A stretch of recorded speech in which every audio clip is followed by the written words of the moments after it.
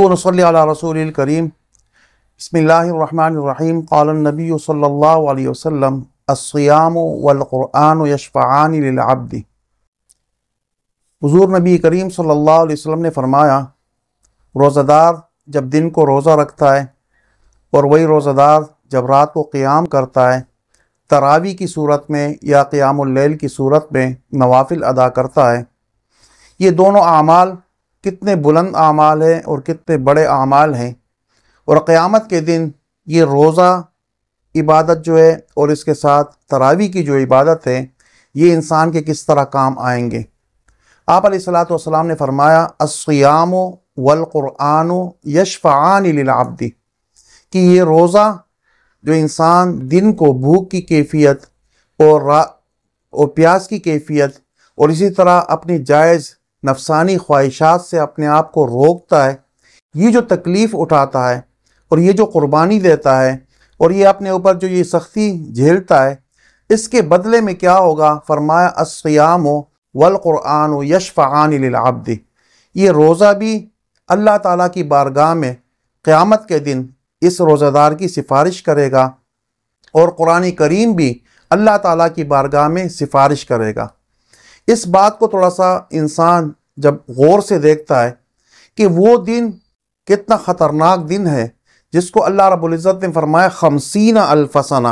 وہ ایک دن 50,000 سال کا ہوگا، اور اس دن کیفیت کیا ہوگی کہ سارے رشتے ختم ہو جائیں گے، دوستیاں ختم ہو جائے گی، کوئی کسی کے کام نہیں آئے گا۔ فرمایا یوم یفر المرء من اخیہ، ایک انسان اپنے سگے بھائی سے بھاگے گا، وَأُمِّهِ اپنی والدہ سے دور بھاگے گا، وَصَاحِبَتِهِ اور اپنی گھر والی سے بھاگے گا، وَبَنِيهِ اپنی اولاد سے دور بھاگے گا۔ کیوں؟ صرف اس لیے کہ کوئی مجھ سے نیکی نہ مانگ لے۔ آج نیکیوں کا دن ہے، اور آج نیکیاں وہ اللہ تعالیٰ نامہ اعمال کے اندر اس کو تولیں گے، تو اس وقت ہمیں نیکیوں کی اشد ضرورت ہے، اس لیے ہر رشتہ اس دن کام نہیں آئے گا اور سارے رشتے ختم ہو جائیں گے۔ لیکن یہ قرآن اور یہ روزہ اس ہولناک دن میں، اس ہیبتناک دن میں، اس سخت ترین دن میں کہ جب زمین تانبے کی ہو جائے گی اور سورج سوا نیزے پہ ہوگا اور لوگ اپنے پسینوں کے اندر ڈوبے ہوئے ہوں گے، کوئی ٹخنوں تک ہوگا، کوئی گھٹنے تک ہوگا، کوئی ناف تک ہوگا، کوئی سینے تک ہوگا، اور کوئی اپنے پسینے میں وہ غوطے کھا رہا ہوگا۔ اس کیفیت کے اندر یہ دو اعمال جو دنیا میں ہیں، ایک روزہ اور ایک قرآن، یہ آئیں گے اور یہ سفارش کریں گے۔ روزہ کہے گا ای ربی منعت الطعام والشہوات بالنہار، اے اللہ میں نے اس روزے دار کو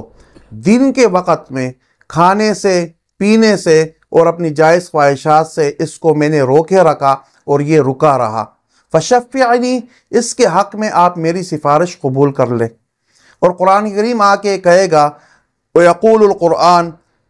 مَنَعْتُهُ مِنَ النَّوْمِ، کہ اللہ میں نے رات کے حصے میں اس کو نیند سے بیدار کر کے رکھا، میں نے اس کو نیند سے روکے رکھا۔ یہ کھڑے ہو کر قرآن کریم تراویح میں یا پڑھتا رہا یا سنتا رہا، یا نوافل میں کھڑے ہو کر اس نے قیام اللیل کیا، اور رات کو اس نے اپنی نیند کی قربانی دی ہے، اس لیے میری وجہ سے اس نے اپنی نیند قربان کی ہے۔ اے اللہ میں اس کی سفارش کرتا ہوں، آپ میری سفارش اس کے حق میں قبول فرما لیں اور اس کی بخشش کر لیجئے۔ تو حدیث شریف میں آتا ہے، آپ علیہ الصلوۃ والسلام نے فرمایا فیشفعان، چونکہ روزہ اللہ تعالیٰ کا حکم ہے، اللہ تعالیٰ کی طرف سے نازل شدہ امر ہے، اس لیے اس کی سفارش رد نہیں ہوگی، اور قرآن کریم اللہ تعالیٰ کی کتاب ہے، اللہ تعالیٰ کا کلام ہے، اس لیے اس کی سفارش بھی کسی صورت میں رد نہیں ہوگی۔ ان دونوں کی سفارش اللہ تعالیٰ قبول کریں گے، روزے دار کی اللہ تعالیٰ مغفرت فرما دیں گے۔ تو یہ روزہ اور قرآن کریم کی تلاوت، آج ہم جو عبادات کر رہے ہیں، انشاءاللہ کل قیامت والے دن یہ دونوں چیزیں قیامت کے دن اللہ تعالیٰ کی بارگاہ میں ہماری سفارش کریں گے۔ اللہ تعالیٰ سے دعا ہے کہ اللہ تعالیٰ ہمیں روزہ اپنے آداب کے ساتھ اور پوری نیک نیتی کے ساتھ ہمیں روزہ رکھنے کی بھی توفیق عطا فرمائے، اور رات کو قرآن کریم کی تلاوت کرنے کی اور سننے کی بھی توفیق عطا فرمائے، اور ان دونوں اعمال کو اللہ رب العزت قیامت کے دن ہم سب کے لیے اور سارے مسلمانوں کے لیے شفاعت کا ذریعہ بنائے۔ وما علینا الا البلاغ المبین۔